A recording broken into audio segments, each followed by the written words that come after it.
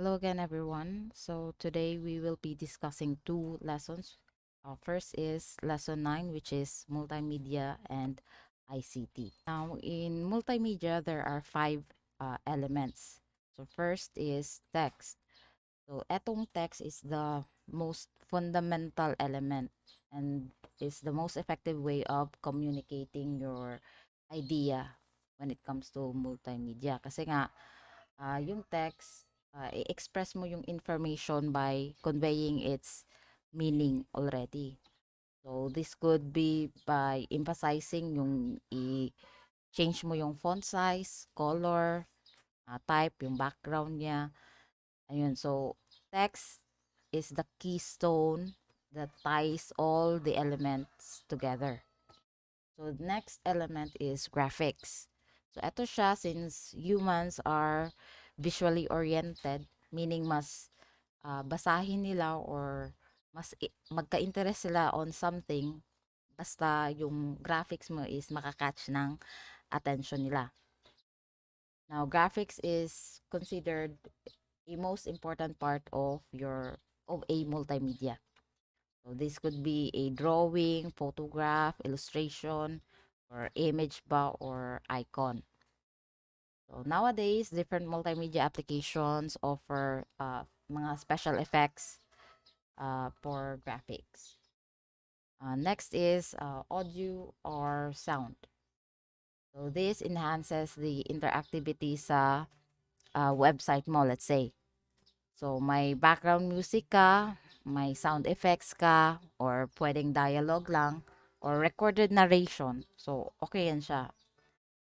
So this is effectively used para makakatch ng attention ng user. Again, yun yung parang yung goal mo para i-catch yung attention ng user. Okay, next is the video na element. So this combines yung audio tsaka images, okay, to produce a moving picture na may sound. So eto siya, you can actually, if you are going to create your own website, you can embed a video or audio. And then because of the advancement of technology, mas na-improve na yung internet speed.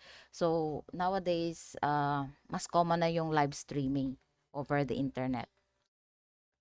Kasi nga, siguro sa 90s, late 90s to early 2000s, uh, yung video lang is pwede, i-upload mo lang siya. No live streaming pa before since slow yung internet speed. But nowadays, that's already possible. Especially sa pandemic, mas maraming nagsulputan ng mga video streaming sites. And then we have animation. So this adds a visual interest or mas maka-bring siya ng attention or catch the attention of the audience pag meron kang animation, especially in important information or links. So this could be 2D or 3D now moving objects. So you can also have animation na parang interactive yung effect niya na let's say pag i-move ni user yung mouse, may lalabas na sparkle ba or whatever. Okay, next is interactivity. So interactivity is basically the communication between the user and the computer software. So most of our web browser nowadays are interactive na yung nature niya. So yung user na who will visit your browser is di lang siya na parang reading na lang yung gagawin niya, hindi lang ganon. Kasi pwede siyang mag-add ng comment, 'di ba? Or create a forum. Ganun na yung mga halos websites ngayon. So, especially nung nagkaroon ng pandemic. So, mas required na people, especially yung mga students to access online activities, yung ganun nga. So, um, the most constant form of interactivity is yung computer games. Kasi nga, it needs continuous interaction between the player tsaka sa computer. whether clicking of the button ba sa mouse yan or sa keyboard. So there are online games, quizzes, tsaka test softwares, courseware na available online na interactive na yung activity niya. Okay, and then we have the Web 2.0 tsaka Web 3.2. Now, etong two uh, development sa web allows us to have user participation. Okay? So, the 2.0 tsaka 3.0 na tools allows people to engage more sa online activities such as sharing photos tsaka videos, mag-rate ng or review ng products, di ba? Tsaka blogging, website creation, tsaka uploading, yun nga, yung videos, mag-live stream, ganun. So, all of these activities are collectively known as web user participation. Okay, so we have the term webcasting na, which is the ability to use the web to deliver live or delayed version ng sound or video. So, live streaming naman is yung uh, video and audio is said to be the idea of viewing and broadcasting. Sa real time naman to siya. So, like here, may mag-live stream na sa Chinese na platform or you want to watch yung na-miss mo na portion ng isang news, pwede na kasi this like Fox News, they have their own channel and then they upload yung mga ano nila balita from let's say previous day ba. So after broadcast, pwede nilang i-upload doon. Then pwede mo lang i-review. Okay, so that's the verb version, the webcasting. And then webcast naman, the noun, it is the media presentation that is transmitted over the internet. So, eto siya, pwedeng available siya. Basta as long as meron kang internet, no matter what is the device, as long as connected siya sa internet, you can access the media presentation, whether it is an audio or a video. And then we also have what we call a webinar. So that's short for web-based seminar. So it's basically a presentation ng either lecture, workshop, or seminar pero sa online na siya. So eto siya mas naging mas uso to during the pandemic. So yung video conferencing nyo with your teachers, that that is considered webinar. And then yung mga conference now, yung convenience nito is you don't have to go to the location kung saan yung seminar or conference. Pwede na siyang online. So, mas tipid siya actually. So, here are the different webcasting platforms na available na you can use in your webcasting. So, I think ang pinaka sikat dito are Twitch, YouTube, tsaka Facebook Live. So, etong Facebook Live, recent lang din to eh. Parang later na na-develop ng Facebook. And then we also have podcasting. So, podcasting is just basically yung text, gawin mo lang audio file. So, parang pwedeng basa lang to siya or a discussion, pero audio lang siya. So, you can use SoundCloud, Podomatic, or the Internet Archive. Etong Internet Archive, pwedeng different files actually yung ma-upload mo dito. But you can also do podcasting sa Internet Archive. Next is broadcasting. So that's short for video on demand casting. So ito naman siya, the difference is sa podcasting, meron na siyang video, yun lang. So yung basic principles ng podcasting applied pa rin dito sa broadcasting with the addition of posting videos. So ito yung mga let's say sikat na mga broadcasting na applications that you can use. You can either use the YouTube, Dailymotion, Vimeo, and then later, nagkaroon na ng Rumble, tsaka BitChute, tsaka Odyssey. So, you can visit those sites para makita nyo kung ano yung difference nila sa, let's say, yung pinakasikat dito is YouTube actually.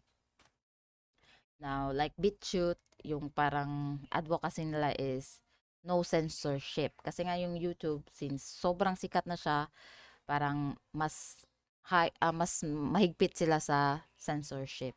So, BitChute, you can upload here any videos, I think. Okay, so that's it for lesson 9. And then for your activity here, let me move this one. So, simple lang yung activity. You may answer this crossword puzzle and then may answer naman sa baba to check your uh, answer dyan. And then, the assessment naman, just fill in the diagram. So, yung difference ng webcast saka webinar, yung differences nila, lagay nyo dito. Let's say, webinar, ano yung difference niya, or let's say dito yung webcast, tapos ano yung unique sa kanya, and then webinar naman, ano yung unique sa kanya, and then ano yung similarities nila, dito nyo ilagay sa gitna. So, same with podcast tsaka videocast. Okay? So, yan lang yung for our lesson 9. So, next is lesson 10, which is ICT as platform for change. Now, first, let's define what is an advocacy. So, this is a process of supporting and enabling people para to express their views, ideas, and concerns, access information services, saka defend and promote rights and responsibilities. Now, do take note that change is the only thing that is constant. Meaning, yun lang yung hindi nababago, yung change. So, since yung rapid growth ng ICT ngayon, different advocacies and projects are focused sa social change and development. So, yung new technologies are adopted as instrument and campaigns to lead transformations or to spread advocacies. So, kasi nga, yung ease of use, tsaka wide range, tsaka yung cost niya, very low siya compared sa other methods. Unlike before, you have to print pa yung leaflets mo para spread yung uh, idea mo or advocacy mo. Nowadays, gawa ka na lang ng website kasi merong mga free websites, free website creating hosting sites na you can use or blogs na you can use para gawin yung or gawan ng content yung advocacy mo. Tapos, spread mo lang. Pwedeng sa FB mo i-spread, sa social media, mag-create ka ng YouTube channel. So, easier yung dissemination ng information. And then, madami kang pwedeng medium na gamitin to spread your campaigns ba or advocacy. So, since the internet is a highly accessible multimedia platform na it can be accessed by millions of users worldwide, yung reach ng information is masyadong malaki. Okay? Now, that is the power of social media ngayon. Because nga, maraming gumagamit ang social media. Like, ang Filipinos, the highest or yung pinakaginagamit niya ng Filipinos na social media is FB. Okay? So, you can actually create a page on about your advocacy, then spread mo lang sa FB, and then merong feature yung FB na you just pay a certain amount para spread niya yung advocacy or page mo to certain targeted individuals, such as pwede mong iset lang siya na taga Jensan lang yung target mo na audience, or Pulomulok ba, or within Socsargen, or pwedeng the whole Philippines. And then yung tinatawag din natin na word of mouth. So before, parang ano lang, chismis-chismis. Pero nowadays, pwedeng online na rin yung parang word of mouth mo. Parang i-spread mo lang siya by tagging. And then yung hashtags nga. So, pwede nyo gawin yon. And then, easier na to search yung content based on the hashtags. Okay, so after learning about how powerful the social media is, how powerful the internet is in spreading advocacies or spreading, do take note, the internet or the social media is a double-edged sword. So, pwedeng yung spread mo na information is good, like mga certain advocacies, pwede ring bad. Okay? Like yung terrorism, easier ang communication din doon. So, yun din yung problem with social media. Now, here are the questions I want you to ponder with regards to ICT tsaka social media. So, what advantages does the creation of social media offer citizens of developing nations? So, us, the Philippines, we are still considered as developing nation. Okay, so yun yung gusto kong i-ponder ninyo. So, what answer yung i-offer nyo in this kind of question? Next is, should international policymakers and organizations concerned with economic development and human rights embrace social media as tools for achieving those ends? So better ba na they should use social media? Nowadays, yung mga different departments ng Philippine government has their own, let's say, Facebook pages, di ba? And then, easier yung pag-inform sa public kung ano yung projects of those uh, certain departments. Next is, how should social media fit into the broader context of ICT? Okay. Yun yung gusto kong isipan nyo ng sagot. Since social media, again, is a double-edged sword. It can be used for good or for bad or for evil things.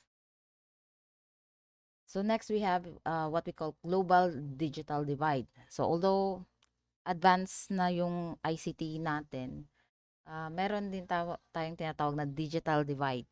So this is the unequal distribution of information communication technology across nations. Bakit may gap? Kasi nga yung infrastructure kulang pa rin. Dito sa Philippines actually, meron pa rin tayong gap. Most yung parang hina ang internet mostly dito sa South, sa Mindanao. And then may some parts pa rin na walang access sa internet. And then yung mostly ay yung development nakafocus sa Metro Manila eh. We can say na mas faster yung speed nila doon, although compared to other nations, mas faster pa sila. Ang problem kasi dito sa Philippines is yung infrastructure natin sa ICT is kulang pa. Yung mga towers na needed, as in kulang na kulang pa compared sa ating neighboring countries sa Southeast Asia. Now, the role of ICT in the recent history. So, first is yung sa EDSA. So, this is a major protest sa EDSA in 1986. So, eto siya is actually 2 million yung involved doon. Eto yung time yung sa Marcos era. So, ang ginamit dyan to spread the information about the protest na para to oust the President Ferdinand Marcos, yung father, was spreading sa radio. Okay? So, yung Catholic Church kasi meron silang Radio Veritas na radio station. And then, doon na spread yung information na tara, doon tayo sa EDSA to protest. Yun nga, yung regime ni President Marcos at that time. So, next is yung EDSA DOS naman, doon sa protest kay President Estrada. So, that was in June 17 to 21 to 21 to 2001, yung EDSA revolution na yun. So, eto naman siya, yung ginamit naman na technology is via SMS, yung text brigade na tinatawag. Okay? So, parang nag-evolve na siya. So, before, radio lang na broadcast. Then, text. And then, next, yung Yolanda People Finder. Yung time na sa Yolanda na bagyo in summer, Leyte. So, the people finder na feature was created by Google. Okay? So, I think merong ganun din yung FB na parang you mark yourself safe. Ayun. So, eto siya is finder database lang just to track kung buhay pa ba yung mga tao or para ma-inform din yung relatives nila outside of the affected area if they are safe or not.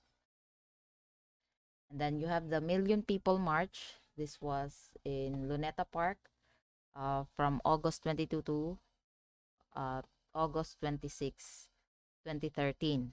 So, eto siya was a demonstration against the PDAF.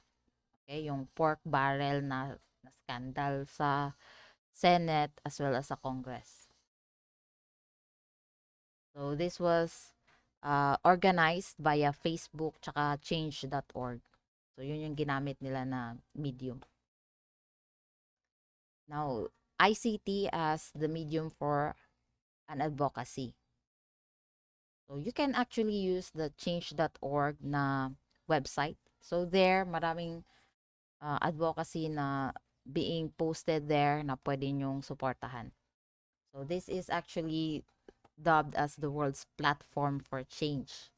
So any communication can actually post there and create a petition tapos other people will just sign it or parang mag-login ka doon, create your account tapos to sign the petition, yung parang gano'n. And then if they gathered, let's say, 1 million signatures, pwede nilang isubmit yon to a certain body or certain government.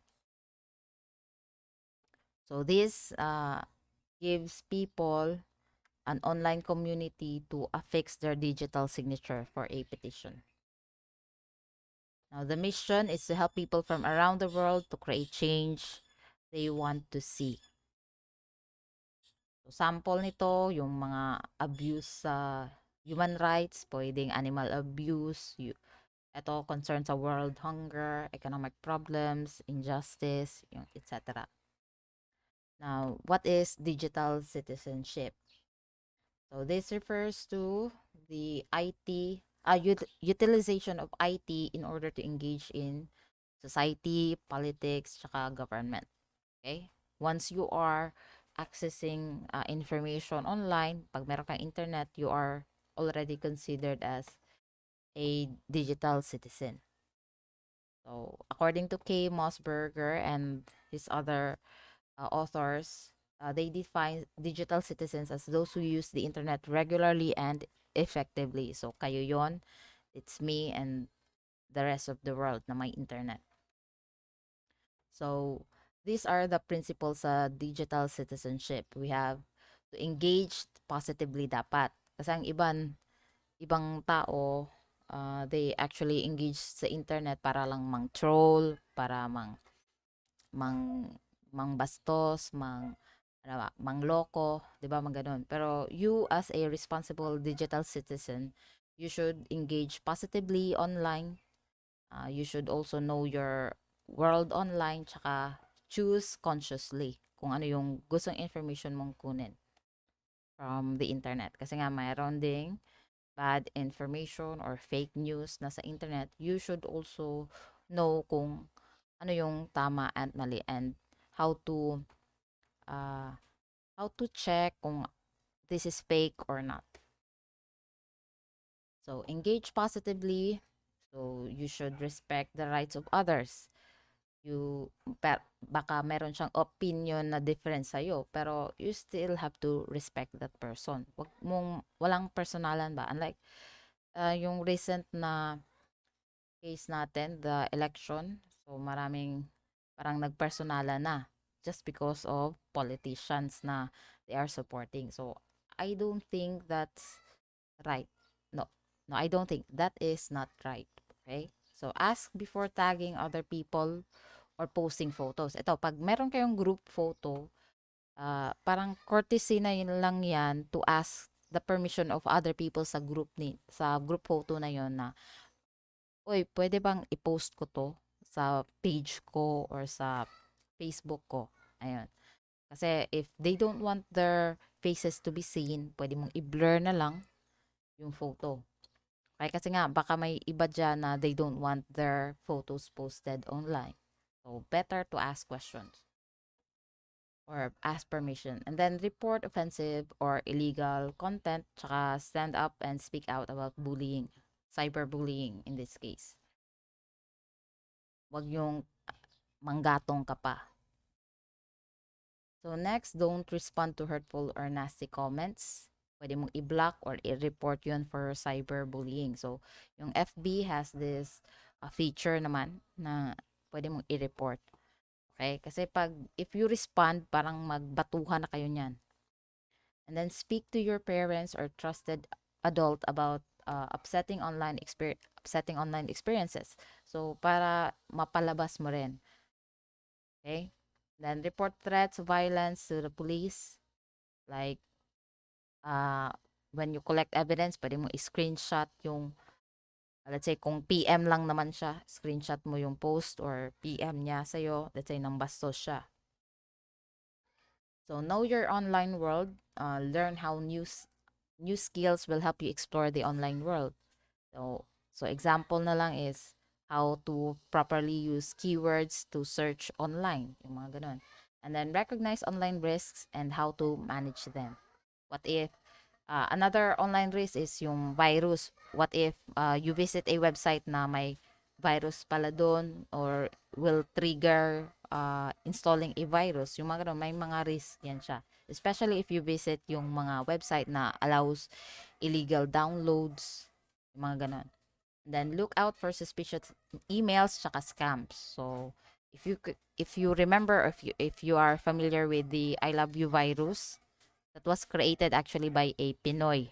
And then nag-spread lang siya online, parang I don't know if intentionally or unintentionally niya na-spread online, but it was spread via an email.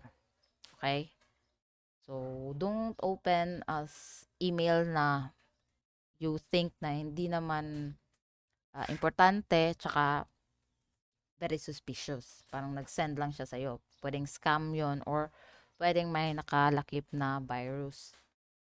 Next is use secure websites for financial and retail services. So make sure yung sa website nyo, ang start niya is HTTPS. So yun yung kasi yung secured na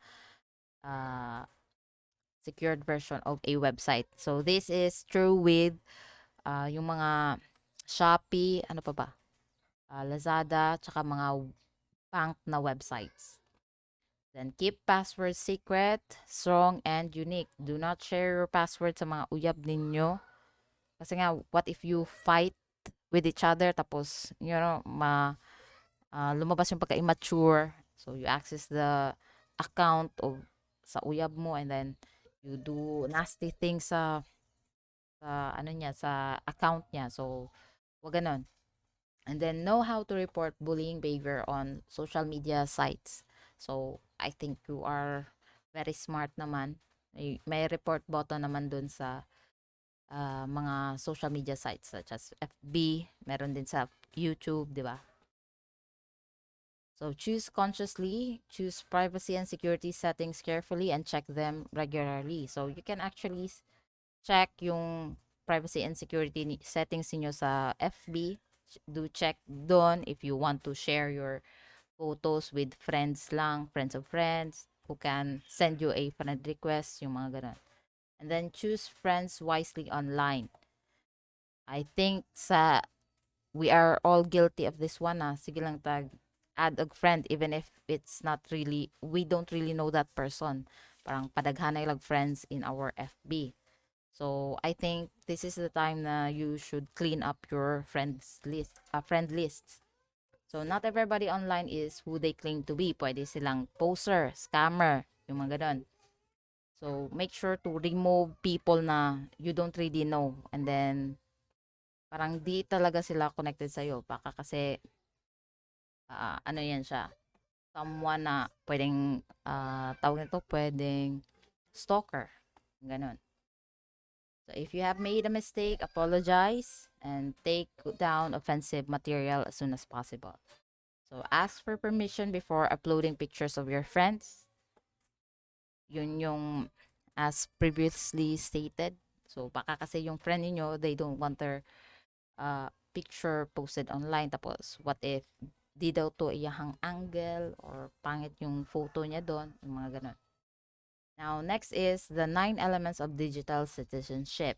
So you have access, commerce, communication, literacy, etiquette, yung proper behavior nyo sa online, and then law, rights and responsibilities, health, tsaka security. So when we say digital access, so eto siya. Obviously, it's the basic block in digital citizenship. Kasi nga, if you can't access the digital world, you can't be a digital citizen. So, due to socio-economic status, location, tsaka, let's say, other disabilities ng individuals, they may not have digital access. So, digital access is available in many remote countries via cyber cafes. Before actually sa atin dito puro sa internet cafes lang. Pero I think now, especially with the pandemic, may mostly yung mga bahay may internet access naman. So, digital commerce naman, ito yung may buy and sell na activity. Okay? So, meron na yan siya online. So, via Shopee, Lazada, yun yung pinaka-common, Amazon. So, you can use your credit card. Meron ng GCash nga, pwede nga yun.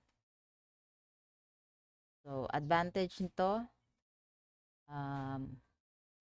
easier to sell and buy things online.